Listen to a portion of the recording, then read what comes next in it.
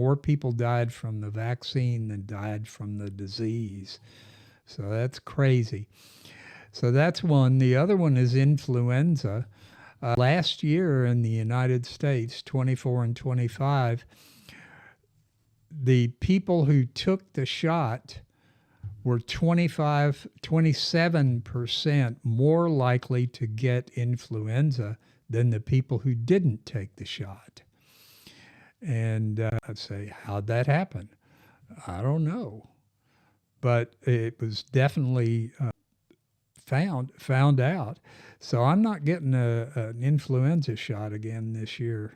This is the second year I haven't gotten one. Well, so one of the things, there's a clip we could watch that talks about, well, let's go ahead and let's watch it. And it's not really in the order that I was going to go, but rarely does that kind of stuff happen. We never end up going in quite the way that I think we will. No, sooner we have or later, to take a detour at some point. We go down a rabbit hole sometime. That's right. So this clip is Dr. Brett Weinstein, off the Dark Horse podcast, and he's talking about vaccines. This is, I think, a slightly older clip, but it's still, I don't know that. No, this one's not older. Listen. Vaccine technologies, none of which are safe. The three technologies are live attenuated vaccines, not safe because individuals react differently. So you can actually, a attenuated virus that causes one person to have a tiny mild infection that does them no serious harm may cause another person to have a much more serious infection. And more importantly, it can evolve and it can spread. You're not supposed to have a contagious vaccine, but this can make a contagious vaccine.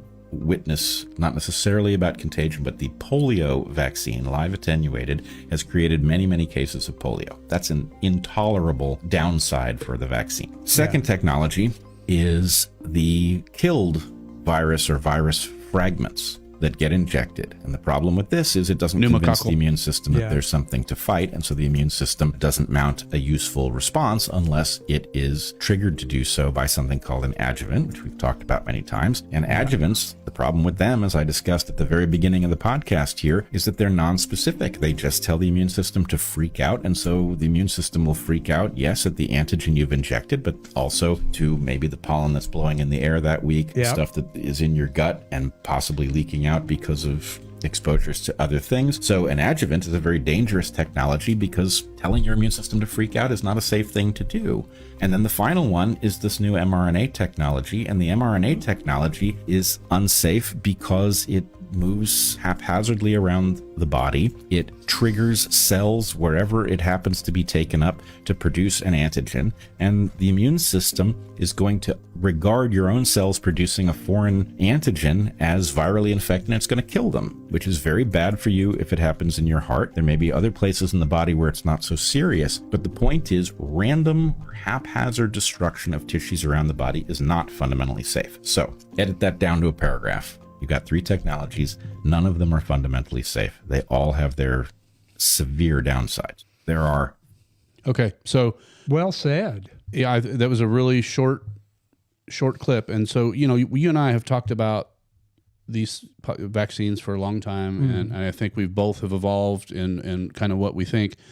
I think what's important for people to know is we've just been told that vaccines are safe and effective.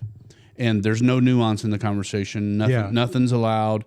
Like he said very eloquently in the beginning, he's like, some people that get a vaccine may have just a mild, you might have a bump where you got the thing, some mild reaction.